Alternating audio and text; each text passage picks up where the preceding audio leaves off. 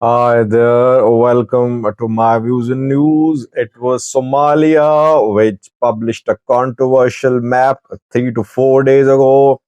Now it's Ethiopia's turn, which aired a report. Ethiopian state media aired a report showing Somalia and Somaliland in a manner which is being seen as very controversial by authorities, the government in Somalia. Secondly, TPLF is conducting an inquiry about who leaked information about TPLF's meeting.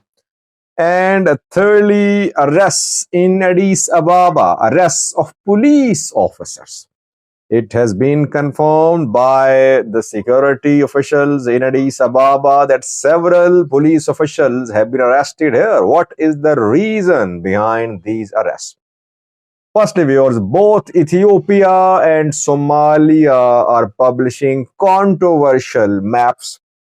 A few weeks ago, Ethiopian state media aired a report showing Somalia and Somaliland as separate uh, countries, I would say. Though Somaliland is definitely not a recognized country, it's a self proclaimed country. It lacks international recognition. According to international law, Somaliland is part of Somalia. Then, 3 days ago, Somalia's embassy in Serbia published a post showing the map of Greater Somalia. That map showed some territories from Ethiopia and Kenya as part of the Greater Somalia map published by Somalia's embassy in Serbia. And it was Ethiopia's turn last night when Ethiopian state media published a report about Ethiopian position about access to sea. The report shows the maps of Somalia and Somaliland, and several times during that report, the report showed Somaliland and Somalia as separate entities. And secondly, the speakers speaking tried to prove that Ethiopia had natural rights to gain access to sea, citing historical evidence, and that Ethiopia's right to gain access to sea is non-negotiable. That was also said by the speakers, a part of this report. So, Ethiopia definitely not withdrawing from its position about access to sea, despite having a strong position, despite no backing down from this position. Ethiopia has not been able to implement the MOU which it signed with Somaliland at the start of this year. Ethiopian desire to gain access to sea through Eritrea did not materialize as well. Eritrea did not show any flexibility. Then Djibouti not ready to give Ethiopia port on lease, reportedly. Ethiopia turned towards Somaliland. It signed an MOU, but with this MOU came stiff resistance from Somalia. Somalia has cut off diplomatic ties with Ethiopia, withdrawing its ambassador to Addis Ababa, recalling its ambassador from Addis Ababa. But Ethiopian state media is continuing the narrative launched by PM Abiy a few months ago that Ethiopia cannot be denied access to sea. It is the largest landlocked country in Africa, and its people are in dire need. And historically, it had access to ports. That is why it must be given access to port. Let's see what happens. Kenya, Djibouti offering some deals to Ethiopia.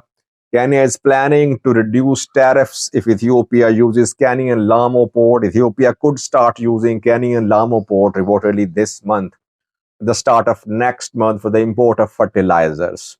Djibouti also considering offering a better deal to Ethiopia. But Ethiopia's Somaliland MOU is still intact, though it could not translate into any agreement so far. Secondly, viewers, TPLF, Tegarai People Liberation Front, is conducting an inquiry. Journalists are being called, activists are being called to be part of this inquiry. What is this inquiry about? We know that TPLF held a meeting for several months earlier this year and last year. And when the meeting was held, the meeting participants were told that, and they were, I think, they had to take oaths that no one will leak information about the meeting, about the developments at the meeting. But still, some activists and journalists reported about the situation at the meeting. Now, TPLF is conducting an inquiry. It means that the reports which were shared about the things happening at the meeting were correct. I did some videos, if you remember. I told you about the discussions ongoing at the meeting. It seems that TPLF's secret meeting contents were leaked. That is why Tigray People Liberation Front is conducting an inquiry now. Those journalists, those activists who shared contents of the meeting while meeting was underway are being called. They are being investigated, and they say one of them was heard saying yesterday that he was harassed, he was intimidated. It looked like he was being threatened. So I think TPLF should try to clear its own home. If information was leaked, TPLF should investigate the members of the TPLF, the participants of the meeting. Journalists and activists were not attending the meeting. If they somehow got information from inside the meeting, how can you investigate them? All journalists have their sources, and journalists don't disclose their sources. If they start disclosing their sources, they cannot work. Their profession, their professional activities rely on one fact, on one commitment, you can say, that they will not disclose the identity of their sources. So why are these journalists and activists being investigated by the TPLF? Will they disclose their sources? Definitely they won't. If they will, they won't get any information in future. I think TPLF should conduct inquiry internally. Its people should investigate it, not journalists and activists. But you know that in Tigray, like in other parts of Ethiopia, there is no access to information. There is no free access to information. Anyone who goes against government's narrative is going to be arrested. Opposition is not tolerated. Dissent is not tolerated. That is why I won't be surprised if I come to know that the journalists or activists are arrested, detained, or even harassed. Let's see. Lastly, viewers, several police officials have been arrested in Addis Ababa, Ethiopian capital, being confirmed by Addis Ababa Security Bureau. Why were they arrested? They were involved in committing excesses in the name of state of emergency, which was imposed mainly in the Amhara region. So I think it was applicable in the entire country. The state of emergency was imposed last year, then it was extended. It was imposed to stop foreign fighters from expanding their activities, their operations in the Amhara region. But under the state of emergency, security forces carried out operations and activities across Ethiopia.